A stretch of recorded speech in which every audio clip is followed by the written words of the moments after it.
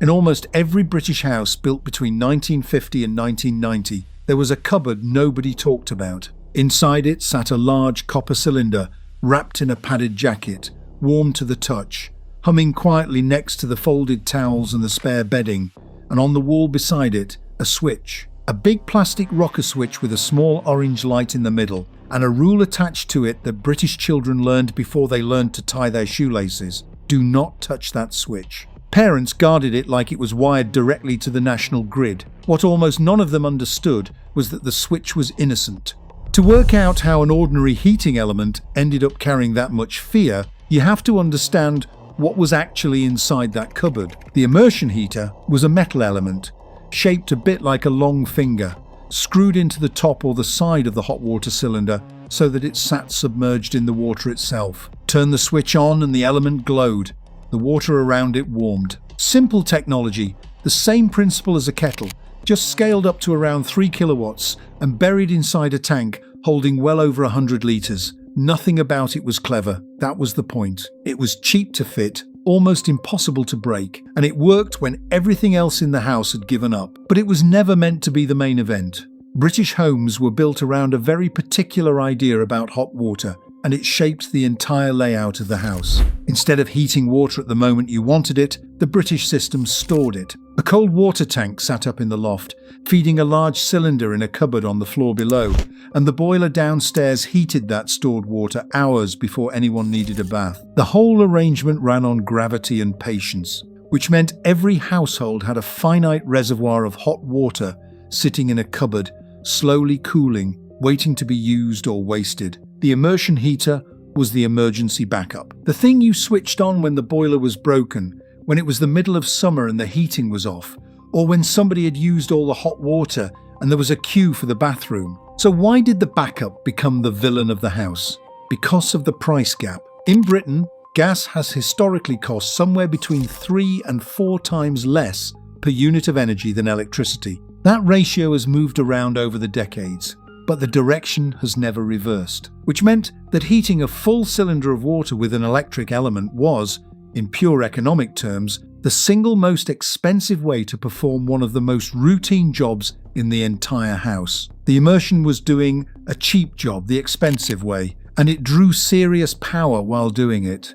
3 kilowatts is more than a kettle, more than most fires, more than the television, the lights and the fridge combined. When that element was live, it was very likely the biggest single draw in the building. And that was the part parents could feel in their stomach without being able to prove, because here is what actually made the fear grow into something irrational. Nobody could see it happening. British electricity bills arrived quarterly. 4 times a year, a piece of paper landed on the doormat, and very often the reading on it had not been taken by a human being at all. It was estimated, so a family would go about their lives for 3 months, boiling kettles, running baths, switching things on and off, and then receive a single aggregated number with no explanation attached to it. There was no way to trace that number back to any specific decision. You could not know whether the damage came from the tumble dryer, the electric fire in the back bedroom, or the immersion. Behavioral research on household energy is very clear about what happens next, and it explains the whole phenomenon. Human beings learn by connecting an action to a consequence, and that connection weakens dramatically as the delay between them grows. Push the gap out to 3 months, then blend the consequence with hundreds of other unrelated actions, and the learning loop does not just weaken, it breaks completely. At that point, people do not stop caring about the cost. They care enormously. They simply have no reliable information to attach that care to. And a brain with high anxiety and no data does not sit patiently and wait for evidence. It picks a target. The 1970s is where that target got chosen, and it got chosen under genuinely extreme conditions. The oil crisis of 1973 sent fuel prices through the roof across the Western world. In Britain, that collided with industrial disputes in the coal industry and the government's decision to restrict commercial electricity use to 3 days a week from January to March of 1974. Households sat through scheduled power cuts by candlelight, shops traded in the dark, television broadcasts were cut short in the evenings. Energy stopped being a background utility and became the thing the entire country was arguing about, on the news, in the papers, at the kitchen table. Then came the campaign. On the 20th of January 1975, the government launched an energy conservation drive under the slogan, "Save It," and in April of that year, the Secretary of State for Energy told Parliament he was committing a further £1.8 million to advertising, with the main thrust aimed at persuading the public to insulate their homes. Posters, television adverts, leaflets through the door. An entire nation was being trained, deliberately and at scale, to treat wasted energy as a moral failure. So picture a parent in that house, in that decade, standing in front of a cupboard containing the single, hungriest appliance they own, on a switch anyone can flick, with no way of measuring the damage until a bill arrives 12 weeks later.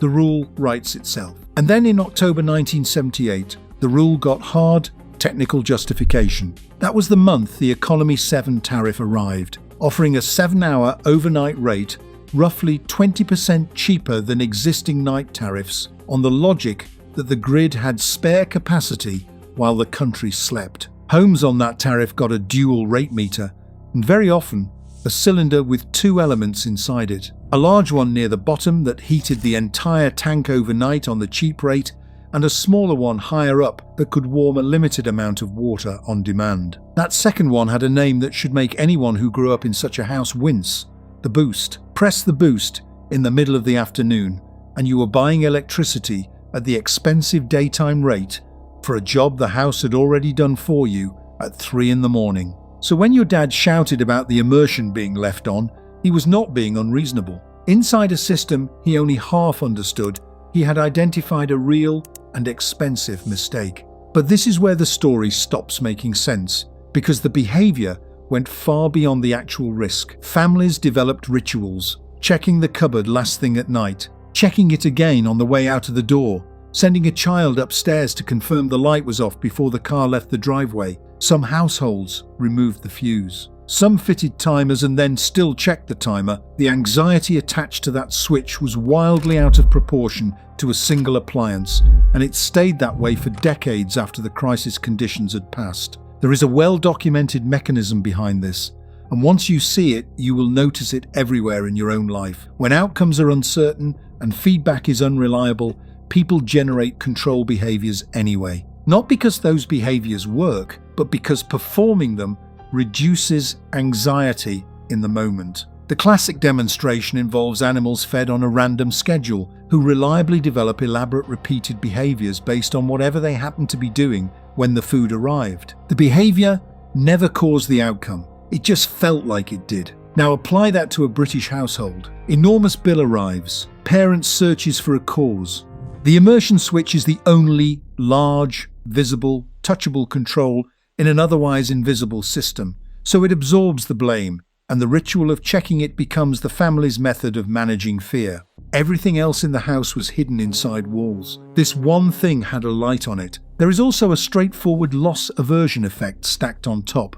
Losses hurt roughly twice as much as equivalent gains feel good, and a quarterly bill delivers a loss in one concentrated hit. One catastrophic winter bill in 1976 could easily anchor a family's behaviour for the next 20 years. That is not stupidity. That is exactly how a normal human brain is supposed to work when it is starved of information. If this is the kind of thing you find interesting, the psychology behind ordinary British household habits, subscribe. It is what this channel does every week. Now for the part that changes the whole story. Because if you actually take that copper cylinder apart, you find something that quietly contradicts 30 years of shouting. Strapped to the side of it, under the jacket, there is a thermostat. It measures the temperature of the stored water and cuts the power to the element the moment that water reaches the set point, usually around 60 degrees, which means the immersion heater was never running continuously. It heated the tank, switched itself off, sat idle, and only kicked back in when the temperature drifted down or somebody drew off hot water. So the nightmare scenario the entire country was terrified of, the immersion left on all day, burning 3 kilowatts hour after hour after hour, was not physically what was happening. Leaving it on for a full day did cost real money. but it was a fraction of what the family legend claimed, and it was nothing like a tap left running. So, if the switch was not eating the money, what was? The tank itself. A cylinder full of water at 60 degrees, sitting in an unheated cupboard, is constantly losing heat to the air around it, every hour of every day. And that loss has to be replaced, either by the boiler or by the element, which means it is being paid for whether anyone in the family bathes or not. On an older cylinder with thin or damaged insulation, that standing loss ran to roughly 3 kilowatt hours per day. That is the equivalent of running a 3 kilowatt immersion heater flat out for a full hour every single day for nothing. Not once, every day, silently. While the switch was off and the family congratulated itself on its discipline, and the fix cost almost nothing. A proper insulating jacket wrapped around that cylinder cuts standing loss dramatically, which is precisely why the government campaign of 1975 put insulation at the centre of its message, rather than switch discipline. The single most effective thing a British family could have done was spend a small amount of money once in an afternoon and then never think about it again. Instead, millions of households chose vigilance. Years of checking, shouting and low-grade domestic conflict aimed at a switch that was doing far less damage than the naked tank sitting next to it. That is what happens when you cannot measure something. You end up defending the wrong door. And there was a second fear layered underneath the money, one that adults rarely said out loud but children absolutely picked up on. The sense that the thing in the cupboard was dangerous, that if it ran too long, something would burst. That fear was not manufactured from nothing, because the cylinder genuinely was a large vessel of very hot water sitting in the middle of the house. But British plumbing had already solved it decades earlier in a way that looks bizarre until you understand the reasoning.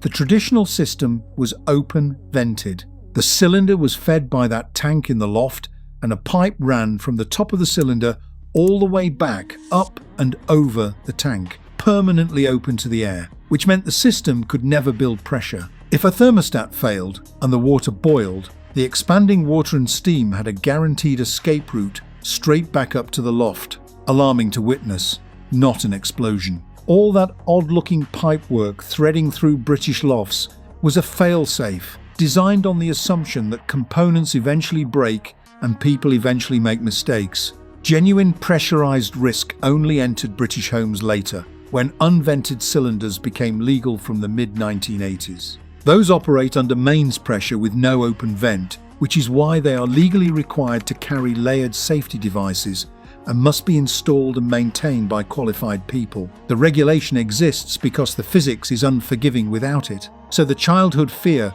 was pointing at the wrong system as well. The scary-looking old copper tank in the cupboard was the one designed to fail gently. Which brings us to the strangest part of all of this. The conditions that justified the rule disappeared, and the rule did not. Gas central heating spread across the country and made the immersion genuinely redundant for most families.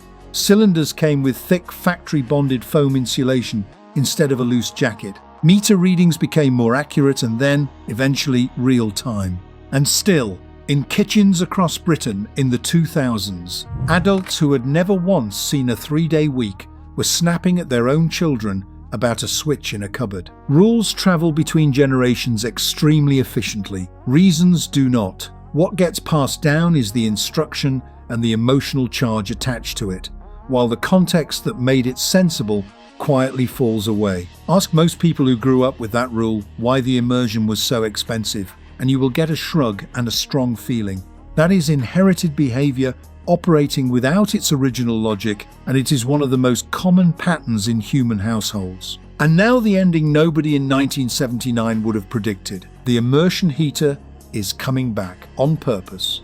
Homes with solar panels are fitting diverters that push surplus generation into the hot water cylinder instead of selling it back to the grid at a poor rate, using the tank as a battery made of water.